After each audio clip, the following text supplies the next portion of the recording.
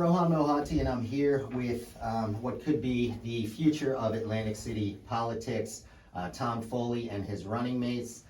Tom, can you tell me a little bit about, I've gotten to learn your team a little bit over the last week. How did you guys all find each other? Because you seem like family. Well, that's very nice of you to say because we are. You know, that's one of my favorite songs is We Are Family by Sister Sledge, and I believe that's what we are all about. This city of Atlantic City is a great family, and as you can see, all of us have different ethnic backgrounds, and we really care about the city. It's the melting pot of the state of New Jersey, in my opinion. It's like a mini New York City. And we see what's happening in our city and the damage that has been done over the last 40 years for the state not being involved the way they should have been involved, and the city not doing their job, and that's what we're all about. We're all about the stabilization of neighborhoods, safe communities, and making sure that we make it a positive area for tourism and certainly a positive area for our residents. Now the slogan, look at this a little bit yesterday. What's your style of leadership? Well, I've always believed in the incident command system. That's what I was born and raised with the fire department. And I carry that on as the emergency management director. And I think that's what we're needed here in government. You have to listen to the people who represent the people, and that's the city council. And as far as I'm concerned, what's going on right now is that the mayor, he's got his own little fiefdom and not worried about the city council. And I believe that we have to listen to our city council people. The three of us that are right here, well, four of us here, but three city council people that have their heart and soul into the city. And, you know, most of them have lived there all their lives and they know what it's all about. And this is what we love to see.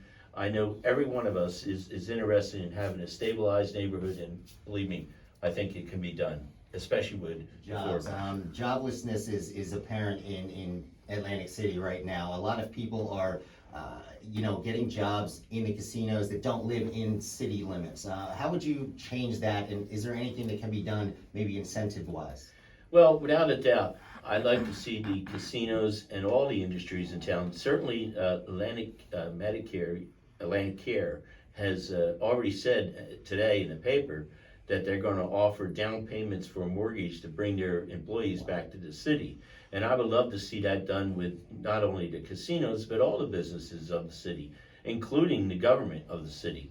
I mean, we have a lot of our police officers and firefighters that have moved out of town. I'd love to see them come back. And as a matter of fact, my discussions with them is that they love to come back, but they need stabilized neighborhoods. And that's what we have to do first. We have to clean up the town. We have to stabilize the neighborhoods. And we have to make sure that think about this. We're on the ocean. How many people get to live on the ocean? There's very few in the United States of America that live on the ocean. And we have lots, multiple lots, that are right on the beach block, that are empty and vacant. And it just amazes me that if you move to, say, a town like Ventnor, a town like Margate, a town like Ocean City, you don't see that. And there's no reason to have that in Atlantic City, and that's what this team is all about. This team is about bringing the city back together, making it safe, making it clean, and fixing up where we need to fix up, and that's our streets, our sidewalks, and our community at whole. Something's broken. Tell me a little bit about why you decided to run for office and why you thought it was imperative to do it now. Well, it was very frustrating. When I've lived here all my life, and I know what casino gaming came through about over 40 years ago, and all the promises that were made back then have just fallen by the wayside.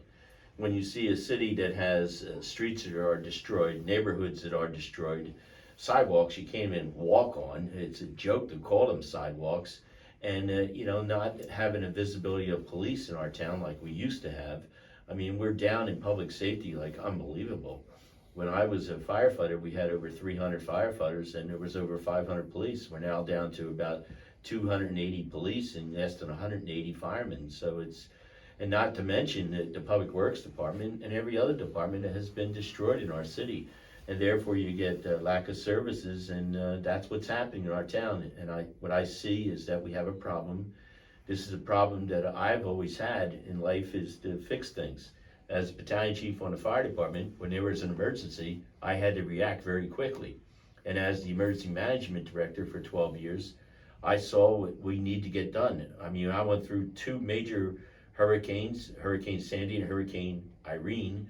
And in those hurricanes, we were able to evacuate the entire city of Atlantic City, plus the visitors, some 250,000 people.